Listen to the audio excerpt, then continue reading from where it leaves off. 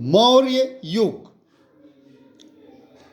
मौर्य राजवंश की स्थापना चंद्रगुप्त मौर्य ने की थी।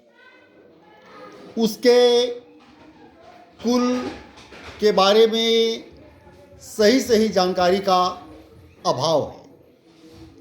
इतिहासकारों में अनेक मतभेद हैं। ऐसा लगता है वह साधारण कुल का था।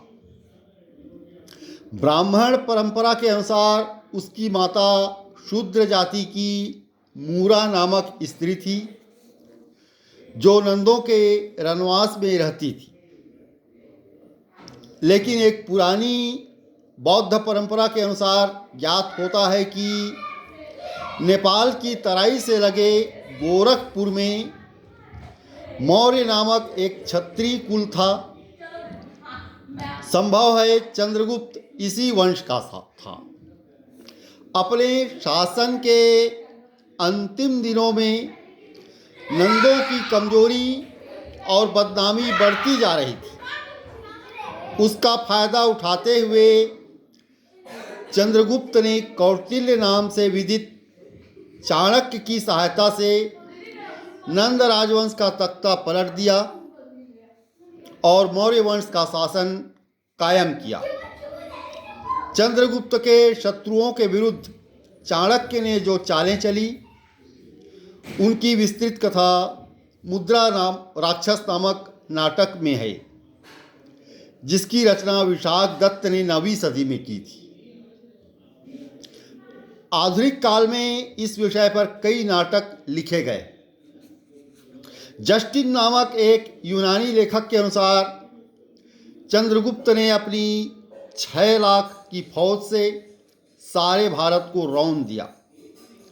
यह बात सही भी हो सकती है और अतिशयोक्तिपूर्ण भी हो सकती है, लेकिन यह सही है कि चंद्रगुप्त ने पश्चिमोत्तर भारत को सेल्यूकस की गुलामी से मुक्त किया,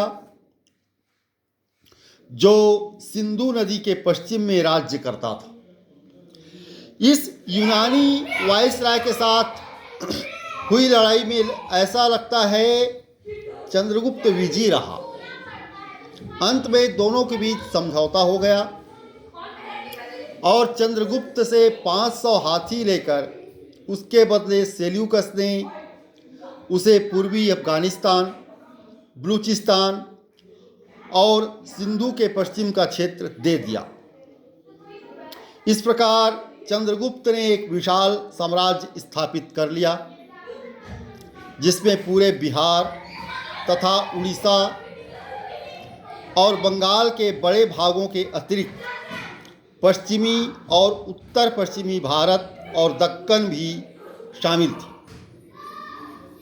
फलतः मौर्यों का शासन केवल तमिलनाडु को तथा पूर्वोत्तर भारत के कुछ भागों को छोड़कर सारे भारतीय उपमहाद्वीप पर छा गया।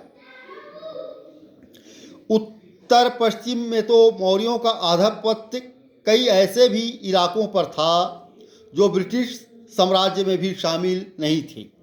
इस प्रकार मौर्य शासन एक बहुत ही विशाल साम्राज्य था,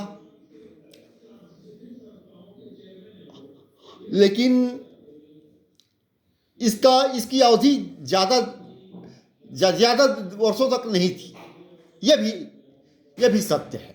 लेकिन इसने मौर्य वंश ने एक विशाल भूभाग पर शासन किया था।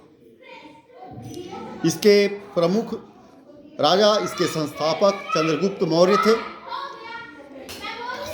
इसके बाद उनके पुत्र बिंदुसार ने शासन किया। उसके पश्चात चंद्रगुप्त के पौत्र बिंदुसार के पुत्र सम्राट अशोक ने शासन किया, जिनके कई शिलालेख मिलते हैं। इस प्रकार एक महान साम्राज्य था। हाँ, इसकी अवधि ज़्यादा दिनों तक नहीं रही थी, इतना अवश्य है। लेकिन एक प्रथम विशाल साम्राज्य का श्रेय मौर्य साम्राज्य को अवश्य जाता है। इसका संगठन भी बहुत ही विशाल था। प्रशासन तंत्र भी के बारे में भी मेगास्थनीज के विवरण और कौटिल्य के अर्थशास्त्र से जानकारी मिलती है। धन्यवाद।